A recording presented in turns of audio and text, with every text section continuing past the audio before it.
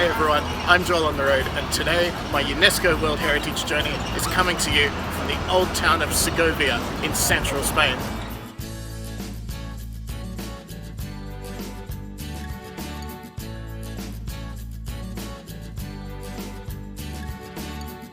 Behind me you can see the Aqueduct of Segovia.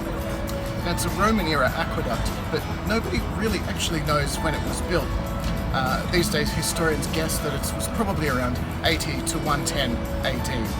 And obviously it was to transport water from a river that's about 15 kilometers off towards the mountains behind us into the city here, just over our shoulder. It's absolutely huge, and it stands nearly 50 meters high at this point. And it's just crazy how well preserved it is. It's apparently one of the best preserved aqueducts in the world, behind only the Pont du Gard in France.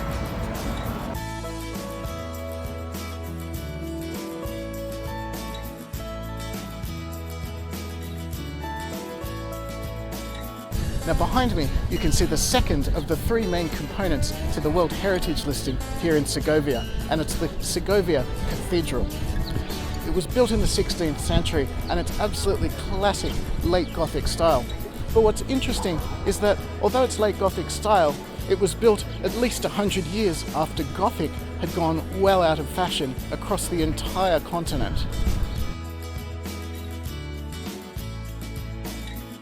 Now this cathedral was built as a replacement for the old cathedral, which was enclosed in the palace grounds, and access was forbidden to anyone that wasn't a noble. The citizens of the city didn't like that, and so they rebelled, claiming that the cathedral was open to anyone who was religious. The nobles said no, and after a siege, the cathedral was burned down. So they built this one as a replacement.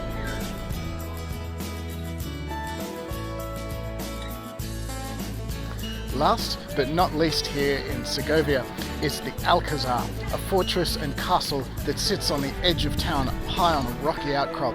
Apparently the other side has a bow like on the front of a ship, but of course we can't see that from here because this is the side that faces towards town. Now there's a really interesting history here, because first this was a Roman fort and then it was a Muslim fort, though very little of these buildings remain. The current building dates from around the 13th century, when much of the stonework was completed, but unfortunately it was largely destroyed in a fire in 1762. After that it was slowly rebuilt, and then eventually it became a military college, which it still is today, though it also serves as a museum.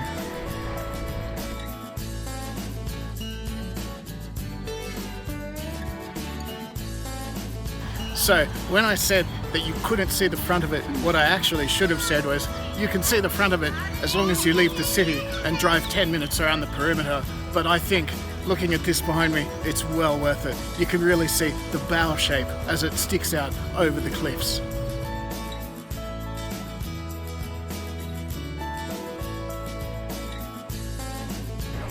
It's been a great day here at Segovia. We've had a great time checking out all the architecture and enjoying the old town. It's a lovely experience.